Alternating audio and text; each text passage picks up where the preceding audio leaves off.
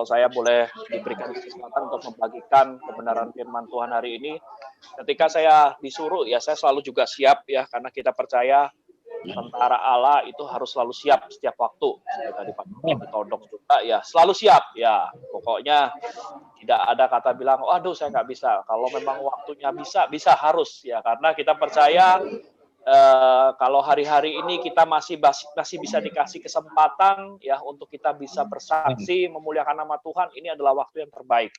Ya, karena kita percaya, kita dipilih, kita dipanggil, itu pasti Tuhan punya rencana, yaitu untuk menggenapi setiap rencana-rencana Tuhan dalam hidup kita. Ya, baik. Bapak Ibu, Bapak-bapak, saya mau sampaikan mungkin ini kenapa kemarin waktu saya berdoa Tuhan, ya ini screen-nya ya langsung ya. Mungkin di awal Pak yang judulnya dulu ya. Ya di situ saya waktu tanya, Tuhan apa yang harus saya sampaikan nih? Nah, di sini Tuhan mau bicarakan tentang the world needs a father, ya kan? Bahwa dunia ini saat ini sedang membutuhkan seorang figur ayah. Kenapa? Ya ini bicara tentang dari si Casey Carsten. Kalau Bapak Ibu baca bukunya Casey Carsten ini, kalau Jati itu Edwin Lewis Cole, dan ini Casey Carsten ini lagi bicara banyak tentang the world needs a father. Kenapa? Ya mungkin ini mungkin Bapak Ibu pernah dengar cerita yang ada di Afrika beberapa tahun yang lalu ketika dia berkunjung di sana, si Casey ini, dia pernah mendapatkan satu kesaksian yang luar biasa ya, di mana ada sekelompok anak muda yang masih umur sekitar ya 20-an ya.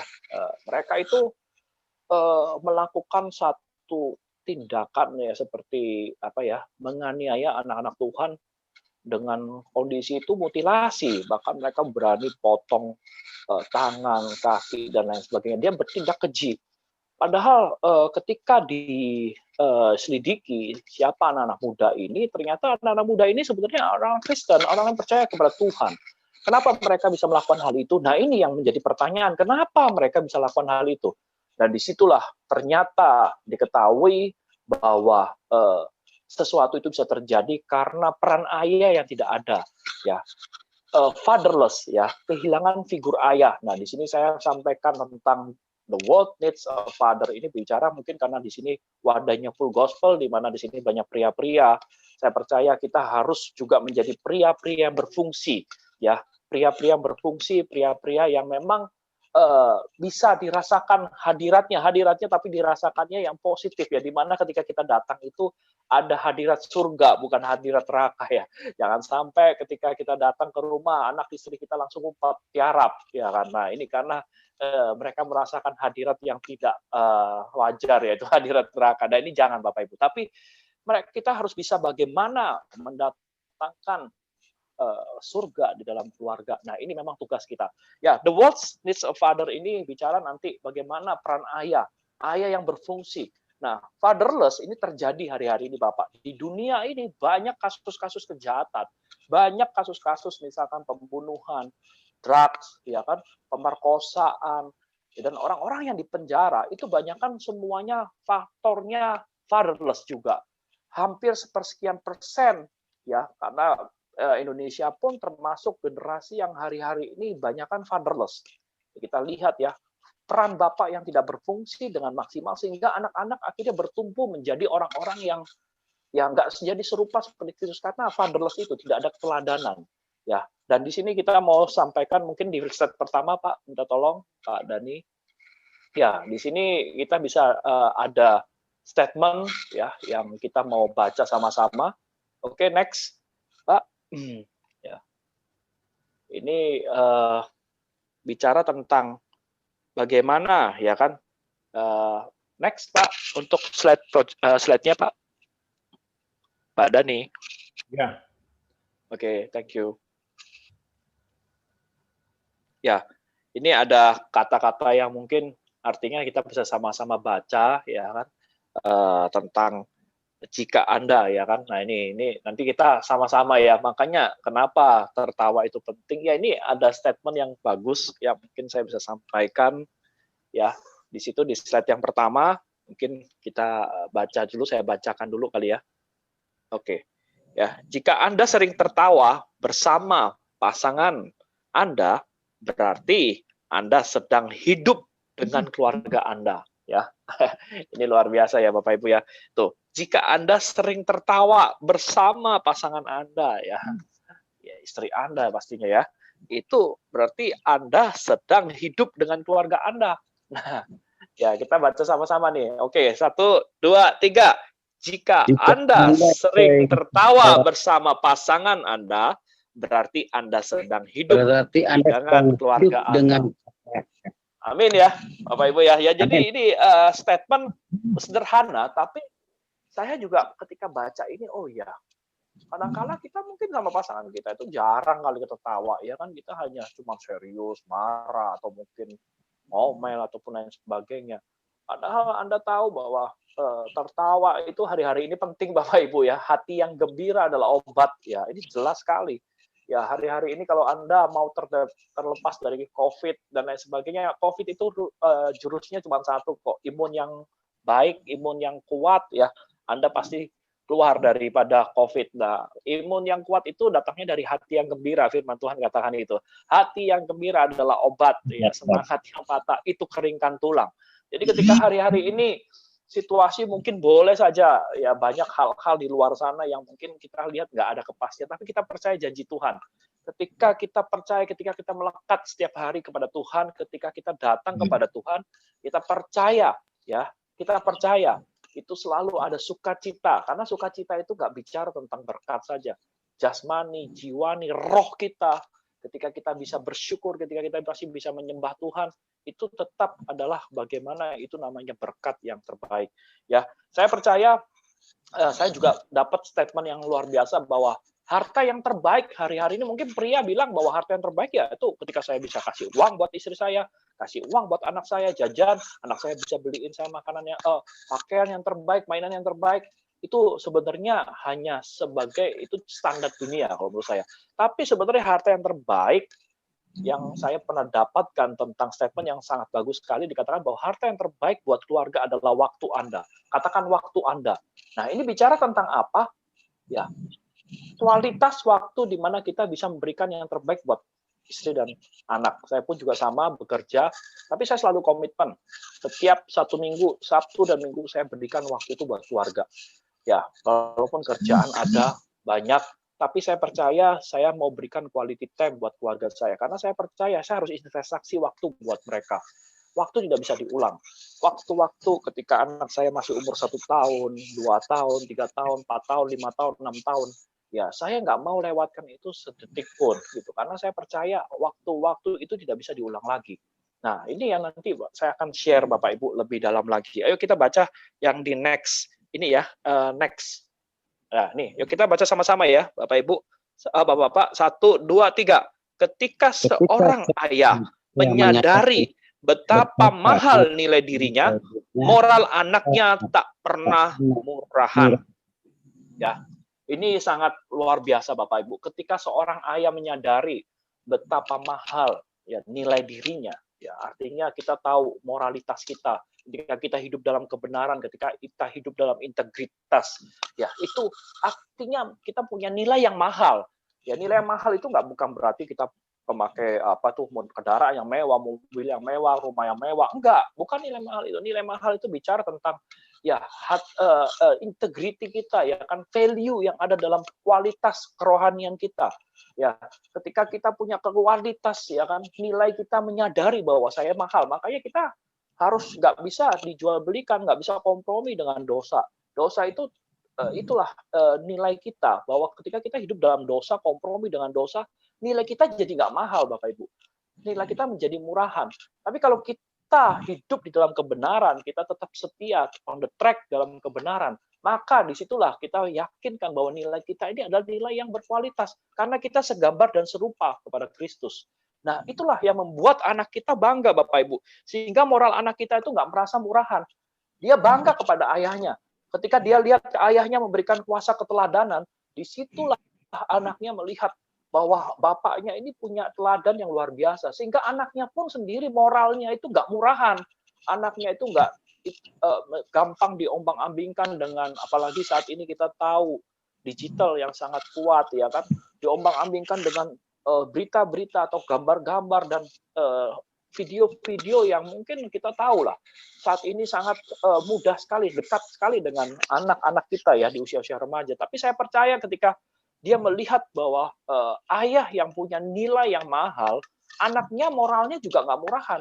Dia bisa membedakan mana yang baik, mana yang nggak benar, mana yang benar. Ya, itu nggak perlu kita kontrol, nggak perlu kita awasi, karena dia sudah punya hati nurani. Dia bisa membedakan, dia punya satu spirit. Oh, ini nggak benar nih. Ya, ini murahan nih. Ya, apalagi kalau misalkan ya mungkin video-video yang kita tahu lah ya banyak gampang banget kita buka akses-akses video-video pornografi dan lain sebagainya. Hari-hari ini sangat mudah sekali kalau kita mau baca, mau buka. Tapi ketika anak itu melihat bahwa ayahnya memberikan teladan yang baik, itu akan membuat moral anaknya nggak murahan, Bapak Ibu. Bapak-bapak, ya kita langsung masuk ke materi, Bapak-bapak. Ini bicara tentang peranan Bapak pada akhir zaman.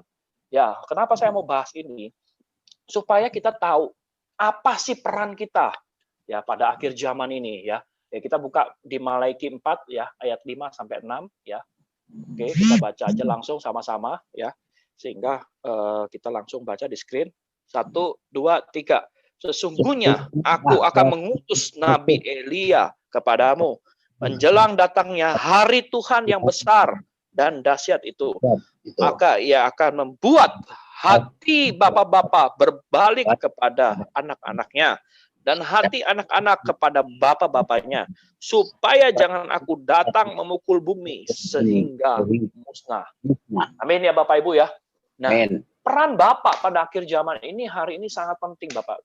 Bapak-bapak kalau Bapak-bapak nanti akan baca di ayat 6 ini di perjemahan Alkitab yang lain itu bicara tentang musnah, itu bicara tentang kutuk. Ya, hari-hari ini ketika hati bapak-bapak tidak datang kepada anak-anak dan hati anak-anak tidak datang kepada bapak-bapak, disitulah ya akan terjadi namanya Tuhan bilang murka, musnah, akan dimusnahkan, akan dihancurkan. Kenapa bapak-bapak? Karena kita tahu hari-hari ini ya kita tahu ya hati kita ini kalau kita nggak datang kepada anak-anak, seringkali kita ini lupa identitas kita nih sebagai peran seorang ayah pada akhir zaman ini sangat dibutuhkan. Karena kita tahu bahwa moralitas ya imoralitas di negara kita bahkan di seluruh dunia saat ini sedang digoncangkan dengan banyak isu-isu, dengan banyak hal-hal yang seringkali nggak tentu. Nah, tapi saya percaya kalau bapak-bapak tidak berperan, hati bapak-bapak tidak datang kepada anak-anak dan hati anak-anak tidak datang kepada bapak-bapak, ya maka Tuhan akan memberikan kutuk pada keluarga itu. Tuhan akan hancurkan, Tuhan akan musnahkan bangsa itu. Saya percaya bahwa kalau kita tahu ya mungkin bapak-bapak yang sudah pernah ikut Pria Sejati, mungkin ada yang belum, ya di sini disampaikan bahwa ayah itu adalah sumber. Ketika sumbernya mengeluarkan air yang bersih, maka anak istrinya akan meminum air yang bersih itu. Tapi ketika sumbernya mengeluarkan air yang racun, maka anak istrinya akan minum air racun itu. Ya makanya keluarga yang terbaik itu mulai dari siapa? Peran ayah, karena ayah itu adalah nabi, imam, dan raja. Ya, cuman kadang-kala kita nggak menyadari ini, ya sehingga bapak sering malah menjadi orang-orang yang malah nggak berfungsi secara maksimal. Nah, peran bapak di akhir zaman ini juga kita lagi dibahaskan di Ulangan ya, Ulangan 6 ayat 4 sampai 7 ya. Ulangan 6 ayat 4 sampai 7, kita bisa baca sama-sama juga ya. Peranan Bapa pada akhir zaman. Ya, ayat 6 kita baca sama-sama 1 2 3. Dengarlah hai orang Israel, Tuhan itu Allah kita. Tuhan itu Esa. Kasihilah Tuhan Allahmu dengan segenap hatimu dan dengan segenap jiwamu dan dengan segenap kekuatanmu. Apa yang kuperintahkan kepadamu pada hari ini haruslah engkau perhatikan, haruslah engkau mengajarkannya berulang-ulang kepada anak-anakmu dan membicarakannya apabila engkau duduk di rumahmu, apabila engkau sedang dalam perjalanan, apabila engkau berbaring, dan apabila engkau bangun. Wow, luar biasa ya. Ini dahsyat bahwa bapak-bapak itu harus mengajarkan berulang-ulang yang tadi disaksikan oleh Pak Galing ya. Luar biasa. Pagi sebelum kamu sekolah kamu harus baca firman. Itu bagus. Kita berulang-ulang mengajarkan kepada anak. Ketika orang tua, ayah tidak memberikan peranan ya, tidak berfungsi dalam sebuah keluarga, maka istri anaknya akan hancur, Bapak Ibu, Bapak-bapak. Maka di sini diajarkan, disampaikan bahwa peran bapak-bapak di akhir zaman itu adalah mengajar berulang-ulang tentang apa? Firman Tuhan, tentang kebenaran, ya, tentang ya itu nilai-nilai kerajaan Allah supaya kita tahu, ya. Ketika kita ajarkan berulang-ulang dimanapun, ya, tadi di sini kan ketika kita bangun, ketika kita berbaring, ketika kita dalam perjalanan, ketika kita dimanapun, saya pun juga hari-hari ini juga sama, Bapak-bapak. Saya selalu komitmen untuk saya bagikan nilai-nilai firman kepada anak-anak. Anak saya satu, ya. Saya selalu sampaikan, setiap hari saya selalu bawa dia saat teduh. Saya selalu harus luangkan waktu 10 menit, 15 menit untuk saya berbagi. Saya menceritakan kebaikan Tuhan. Saya suruh mereka dia hafalkan firman karena saya tahu warisan terbesar untuk anak saya adalah iman. Karena saya nggak mungkin bicara tentang harta. Harta mau sampai seberapa Bapak-bapak yang mau saat? Mungkin Bapak-bapak punya harta yang banyak, Bapak mau kasih, oh saya mau buat keluarga saya aman. Tapi kalau Anda lupa warisan yang terpenting, yaitu iman, ya itu akan celaka Bapak-bapak. Karena kita percaya warisan yang terbaik yang Bapak-bapak bisa berikan kepada anak-anak Anda adalah iman. Warisan iman ini bicara tentang ya ini, tadi ya, keintiman. Ketika dia boleh mengenal, ketika dia sudah menyadari bahwa Allah yang di dalam dia itu adalah Allah yang luar biasa. Nah, ini saya mau sampaikan juga di sini tentang 4 kebutuhan dasar manusia dulu ya. Dan di sini kalau Bapak-bapak menyadari bahwa 4 kebutuhan manusia ini ada, mengerti, dan disitulah akhirnya Bapak-bapak akan mengerti, oh ternyata peran saya itu harusnya seperti ini. Anak-anak itu butuh namanya yang pertama, 4 kebutuhan manusia ya, keintiman. Ya, katakan keintiman. Itu ada namanya affection. Ya, keintiman di mana ketika kita punya hubungan ya, kita dengan pasangan kita, dengan istri kita ada keintiman. Ya, artinya kita dengan Bapak pun juga sama. Ketika kita merasa intim, ya, kita merasa ya punya pengenalan. Ya, saya juga sama hari-hari ini sampaikan sama seperti tadi Pak Galing juga, kita harus punya mesbah keluarga sehingga terjadi keintiman. Ketika ada keintiman, kita ada pengenalan. Ya, ketika kita memiliki pengenalan, dan di situ kita bisa tahu apa yang menjadi kebutuhan masing-masing ya. Dan disinilah kita butuh namanya keintiman. Kebutuhan manusia itu yang pertama keintiman, Bapak-bapak. Makanya sangat bicara ada satu statement yang luar biasa. Ketika komunikasi berhenti, maka keabnormalan terjadi. Ketika komunikasi berhenti, saya ulangi, ketika komunikasi berhenti, maka keabnormalan terjadi. Ini benar-benar boleh Bapak boleh dipraktekkan. Karena saya percaya ketika kita, apalagi nih maaf, ketika kita punya keluarga, hari-hari ini kita punya anak dan istri kita, tapi kita nggak pernah komunikasi terhenti. Kita nggak pernah mungkin mesbah keluarga saat teduh, kita nggak pernah sharing, padahal mereka ini adalah kompak kita ya, komunitas dekat kita ya, gimana orang bilang katanya hafruta, atau kita tempat sharing gitu kan, untuk kita saling membangun, menguatkan hari-hari ini ya salah satunya istri kita. Selain itu juga ada komunitas kayak Full Gospel dan lain sebagainya. Dan kita tahu kalau kita nggak ada keintiman, ya pasti nggak ada komunikasi. Sama ketika kita juga nggak punya keintiman dengan anak istri kita ataupun dengan bapak kita di surga, ya udah pasti kita nggak ada komunikasi, maka terjadilah namanya keabnormalan. Padahal ini adalah salah satu kebutuhan manusia yang paling dasar. Yang kedua, itu bicara tentang perhatian, ya, perhatian, attention, ya. Ya, manusia itu dibutuh perhatian, Bapak-bapak. Ya, kita tahu kalau kita perhatikan anak kita, ya, kita tanyakan apa kabar, kamu gimana. Saya juga selalu tanya gimana tadi sekolah. Ya, kita harus ada komunikasi ketika kita pulang, ya. Kita harus tanya gimana tadi kamu main sama ini, ya. Jadi kita itu perlu memberikan perhatian juga kepada anak-anak kita, karena kita tahu peran ayah itu adalah selalu harus memberikan perhatian juga kepada keluarga, khususnya anak-anak kita. Karena kalau anak-anak kita nggak diperhatikan, ya dia dapat perhatian orang lain. Nah, makanya kan banyak anak-anak yang hidupnya hancur karena kenapa? Peran ayah nggak maksimal, ayah yang nggak pernah memperhatikan anak-anaknya, ayah yang tidak pernah berfungsi secara maksimal, sehingga akhirnya dia dapat perhatiannya, cari perhatiannya di luar. Dia cari perhatiannya di lingkungan. Mungkin lingkungannya kalau baik nggak apa-apa, kalau lingkungannya yang nggak baik, yang rusak, dia merasa diterima di sana. Karena mungkin keluarga bapak-bapak yang cuek, bapak-bapak yang dingin, bapak-bapak yang nggak peduli. Nah, ini terjadi hari-hari ini. Sehingga anak-anak merasa, papa saya cuek kok, nggak perhatian.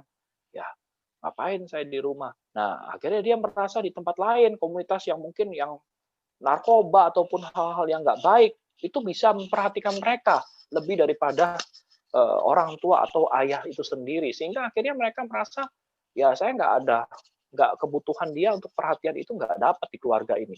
Dia merasa dicuekin, masa bodoh bapak saya kalau udah pulang kerja udah nonton TV itu sibuk main handphone dan lain sebagainya. Dia nggak pernah komunikasi, nggak pernah nanyain apa yang saya lakukan hari ini, apa yang sedang saya alami. Nah ini bahaya bapak-bapak. Kita harus berperan hari-hari ini. Yang ketiga itu bicara tentang afirmasi. Ya, ini bicara tentang affirmation, ini afirmasi ya. Nah, afirmasi itu apa? Ya, hari-hari ini saya juga sama anak-anak saya selalu memberikan afirmasi. Ya, setiap hari-hari ini saya sedang lakukan, yaitu saya bilang nama anak saya Kenneth ya. Kenneth, kamu anak yang luar biasa. Kamu anak Tuhan, kamu anak raja. Kamu itu adalah anak-anak yang Tuhan mau pakai dalam hidup kamu. Anak-anak yang hebat, luar biasa. Karena kalau kita nggak kasih dia labeling, kalau kita nggak kasih dia afirmasi, maka dunia yang akan labeling mereka, bapak-bapak.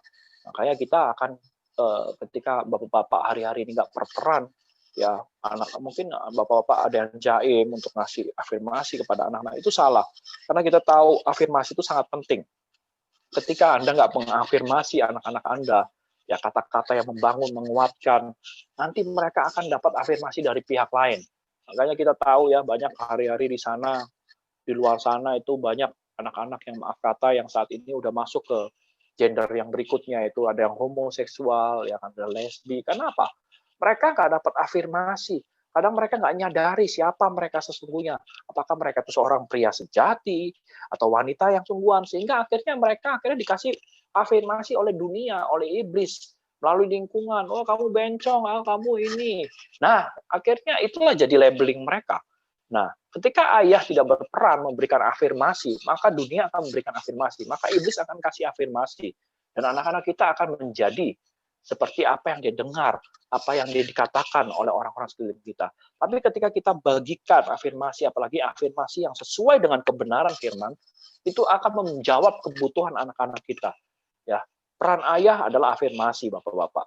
Ya, mungkin hari-hari ini kalau kita jarang memberikan afirmasi, mulai kita bertobat, mulai kita ambil komitmen. Oh ya, saya sering lupa mengatakan. Ya, kadang-kala saya juga katakan pada istri saya berdoa ya, saya sering lupa tangan juga.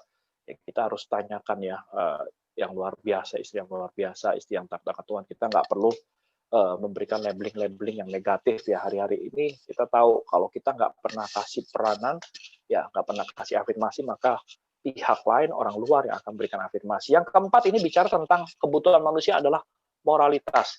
Ya, moral. Ya, ini bicara tentang mengasihi Allah dan sesama. Ya, kita tahu kita harus ajarkan otoritas moral kepada anak-anak kita. Ya, kita harus sampaikan bagaimana cara mengasihi sesama dan Tuhan kita. Ketika dia diberikan otoritas moral, kita berikan otoritas moral kepada anak kita, maka anak kita otomatis bisa melakukan mana yang benar, yang mana yang salah, bisa membedakan, Bapak-Bapak. Saya percaya kalau kita nggak berikan otoritas moral kepada anak-anak kita, maka anak-anak kita ya hidupnya tinggal di dalam ini ya abnormal itu atau ke immoralitas ya, maka hidup akan hancur, dia akan benci sesamanya, dia akan jauh daripada Tuhan. Nah, ini yang hari-hari ini bisa kita ketahui bahwa 4 kebutuhan manusia itu seperti itu, Bapak-Bapak. Nah, kita langsung masuk ke slide berikutnya ya. Nah, di sini dikatakan bahwa bapak yang tidak berfungsi ya kan, itu anaknya akan menyembah kepada berhala, dan lalu di bawahnya ada kutuk generasi. Nah, kita tahu ya bahwa ketika bapak tidak berfungsi, nah itu yang tadi disampaikan di ini ya, tadi ya di Malaiki ya, 4 ayat 5-6 itu yang akan dimusnahkan itu adalah ya ini yang dikatakan bahwa ketika ayah tidak berfungsi, maka anaknya akan menyembah berhala. Anaknya akan hidup dalam immoralitas. Anaknya akan jauh daripada Tuhan. Dan disitulah terjadi kutuk generasi. Ya, kita mau baca ya di Kolose 3 ayat 5, mungkin Bapak-bapak juga kita baca langsung aja ya. Kolose 3 ayat 5 itu di bawahnya langsung kita baca sama-sama ya. 1 2 3. Karena itu matikanlah dalam dirimu segala sesuatu yang duniawi, yaitu percabulan, kenajisan, hawa nafsu, nafsu jahat, dan juga keserakahan yang sama dengan penyembahan berhala. Ya, jadi Bapak-bapak, perlu tahu ya, ketika kita hidup dalam hal-hal yang di bawah ini, hidup-hidup yang duniawi, kita ini hidup dalam penyembahan berhala. Ketika kita penyembahan berhala, kita nggak berfungsi, ya itulah anak-anaknya menyembah berhala dan akhirnya jadi kutuk generasi. Dan itu yang terjadi hari-hari ini, Bapak-Bapak. Banyak anak-anak yang hidupnya karena fatherless, karena ayahnya tidak memberikan tadi kan afirmasi, tidak memberikan otoritas moral, tidak memberikan perhatian, bahkan keintiman yang terjadi, anak-anak itu akhirnya hidupnya ya tadi menyembah berhala dan menjadi kutuk generasi. Ini terjadi hari-hari ini. Banyak ayah-ayah yang tidak berfungsi secara maksimal sehingga anaknya hancur. Ya, pertanyaannya simpel. Ya, apakah kita sudah berfungsi hari-hari ini sebagai ayah yang maksimal, yang berguna, berfungsi di akhir zaman? Oke, next slide berikutnya. Nah, ini adalah 4 elemen hidup yang utuh, ya. 4 elemen hidup yang utuh ini adalah Bapak-bapak kita harus tahu, ya, bahwa anak kita itu butuh namanya yang pertama rasa dimiliki. Ya. Mereka merasa dimiliki, makanya banyak orang-orang yang tertolak ya karena mereka nggak merasa dimiliki. Ya ayahnya cuek, ayahnya nggak peduli ya kan. Ya kamu anak siapa? Bahkan kita sering ya itu kan afirmasi kalau hati-hati ya dalam perkataan ini jadi kutuk ya kamu anak yang nakal. Nah, ini bahaya. Kita melabeling anak kita nakal. Ya kita harus bilang bahwa kamu anak yang luar biasa, kamu pasti bisa. Kamu belum taat, jangan bilang kamu bandel, kamu ini nggak bener. Nah, ini jangan, hati-hati. Bapak-bapak sering melabeling kata-kata yang kadangkala kita jadi keluarkan kutuk, bukan berkat buat anak-anak kita. Sehingga akhirnya malah anak-anak kita itu ya labelingnya gitu, anak bandel, anak nakal, anak nggak bener, anak yang ini. Nah ini, sadar nggak sadar waktu kita kesel, ini bahaya Bapak-bapak. Kita harus keluarkan kata berkat sebenarnya. Rasa dimiliki ini perlu. Setiap anak pengen punya rasa dimiliki. Ya, ketika dia merasa dimiliki, maka dia ngalamin hidup yang utuh. Ya, hidup dia akan ngalamin satu keseimbangan dalam kerohanian, jasmani dan juga jiwani dia, khususnya jiwani dia. Nah, yang kedua itu bicara tentang apa? Rasa berguna. Nah, ini ya, rasa berguna juga sama Bapak-bapak. Kita harus kasih sampaikan kepada anak kita, kamu ini bisa berguna loh. Tuhan mau pakai kamu. Tuhan mau kamu menggenapi rencana-rencana Allah. Saya selalu sampaikan juga, ya Tuhan mau kamu jadi berkat buat bangsa-bangsa. Bahkan saya selalu bilang bahwa kamu tuh luar biasa loh. Kamu bisa berguna seperti Daud. Kalau saya bilang sama anak saya, berfungsi. Dia bisa kalahkan Goliat walaupun dia masih muda, masih kecil. Orang lain menganggap remeh. Tapi dia bisa berguna. Dia bisa bermanfaat buat banyak orang. Ya, dia bisa mengalahkan bangsa Filistin. Nah itu saya kasih satu kayak afirmasi juga ya kan labeling kepada anak-anak saya supaya ya dia tahu bahwa dia itu orang berguna, anak yang berguna. Ya yang ketiga kita harus kasih juga rasa berharga. Ya itu juga sama ya. Saya selalu bilang kalau misalkan dia kadang-kala kan suka diintimidasi sama teman-teman di sekolah ataupun saudara. Oh kamu ini, kamu nggak anak yang nggak berharga, anak yang ini. Nah ini kita harus kasih labeling juga. Saya selalu bilang kamu berharga kok di mata Tuhan, kamu luar biasa. Ya, Papa bangga sama kamu ya. Saya selalu bilang begitu sama anak. Saya bilang bahwa kamu adalah biji mata Tuhan. Ini kan rasa berharga dan Papa mengasihi kamu. Ini kata-kata seperti ini sangat menguatkan ya. Ketika anak-anak mendapatkan ucapan ataupun afirmasi atau perhatian dari orang tua ya, itu akan apalagi ayah itu akan menjadikan kekuatan buat anak itu sendiri. Dan anak itu jadi kayak nggak malu, nggak minder, nggak takut ya. Kita sering kali melihat anak-anak kita ngalamin itu karena apa? Ya ini karena ada beberapa hal yang mungkin kita harus lihat nih. Kita kurang di mana nih? Ya, apakah kita kurang memiliki, karena kita kurang memberikan rasa berguna atau berharga kepada anak kita. Dan yang terakhir yaitu pasti rasa bermoral, sama ya tadi otoritas moral. Kalau kita nggak kasih rasa bermoral, kasih memberikan hal-hal yang benar, kebenaran tentang ya apa yang harus dia lakukan tentang kebenaran firman Tuhan itu sendiri, maka rasa bermoral itu ya anak-anak nggak dapatkan. Akhirnya dia mencari dia untuk hidup yang nggak benar. Ya, itulah demikian Bapak-bapak mungkin dari saya tentang sharing ya bahwa the world needs a father. Ya, bahwa dunia ini saat ini butuh peran seorang ayah. Hari-hari ini kenapa saya mau bagikan ini, saya juga kadang-kala menyadari ya saya masih jauh dari sempurna juga. Kadangkala saya menyadari bahwa saya belum memberikan maksimal, tapi saya sedang belajar. Karena saya tahu bahwa ketika kita berperan, ketika kita berfungsi, ketika kita nggak fatherless ya dalam keluarga, itu saya percaya anak-anak kita akan menjadi anak-anak yang panah di tangan para pahlawan, anak-anak yang akan melesat di tepat sasarannya, ya kan? Karena kita yang akan pahlawannya siapa ya, kita yang akan membentangkan busur itu, dan busur itu akan tepat di sasaran dan melesat dengan cepat ke tujuan-tujuan yang Tuhan kehendaki. Ya, hari-hari ini saya, ya, apa yang saya sampaikan ini bicara tentang bahwa ya ayah harus berperan, ayah harus berfungsi, pria harus melakukan apa yang menjadi bagian tadi yang dilakukan Pak Hudi hari-hari ini, dia juga mendampingi anak Bapak. Saya sampaikan bahwa itu adalah luar biasa. Ya, ketika Bapak memberikan waktu yang berkualitas buat anak Bapak yang sedang sakit ini, itu adalah waktu yang nggak bisa digantikan dengan harta apapun. Ya, tapi saya percaya hari ini Bapak bisa memberikan satu kekuatan buat anak-anak Bapak. Katakan bahwa kamu luar biasa ya Elsa, ya Kak Elsa, kamu anak yang berharga. Itu kita, ini kamu, Tuhan pasti sembuhkan, Tuhan mau pakai kamu ya. Ketika kita berikan labeling itu, kita berikan peranan itu, maka anak kita akan terima ya. Sehingga dia hari-hari ini yang mungkin diintimidasi ataupun diserang dengan hal-hal perkataan dari dunia, dia bisa tampik, dia punya perisai iman itu sendiri. Ya, saya juga banyak mentor beberapa teman-teman, khususnya mereka-mereka yang hari-hari ini ayahnya sedang nggak berperan dengan maksimal karena posisi divorce dan lain sebagainya. Saya melihat itu sangat menyedihkan sekali, karena dengan situasi seperti itu akhirnya kemarin ada kesaksian dari salah satu marketing yang dia bilang bahwa anaknya, Pak, anak saya mau saya bawa ke psikiater karena dia merasa bahwa diri dia nggak berharga. Dia selalu bilang, Pak, saya orang nggak berguna, saya anak yang ini. Nah, ini saya tahu karena memang keluarganya divorce. Saya bilang sama mereka, ya kesembuhan anak kamu bukan di psikiater, tapi kesembuhan anak kamu adalah ketika kamu balik lagi, ketika kamu kembali lagi kepada ya suami istri ini gitu kan. Kalian boleh datang lagi, kalian berkumpul lagi, kalian bersatu lagi, itu yang akan menyembuhkan anak kamu, bukan psikiater. Karena anak kamu nggak butuh itu. Anak kamu hanya butuh papa mamanya bersatu, papa mamanya rukun. Karena papa mama itu adalah bicara tentang tim. Tim, di mana tim yang akan menerima berkat-berkat Tuhan. Ketika kerukunan terjadi, maka berkat Tuhan akan mengalir ya melalui tim ini, ya satu tim, yaitu suami dan istri.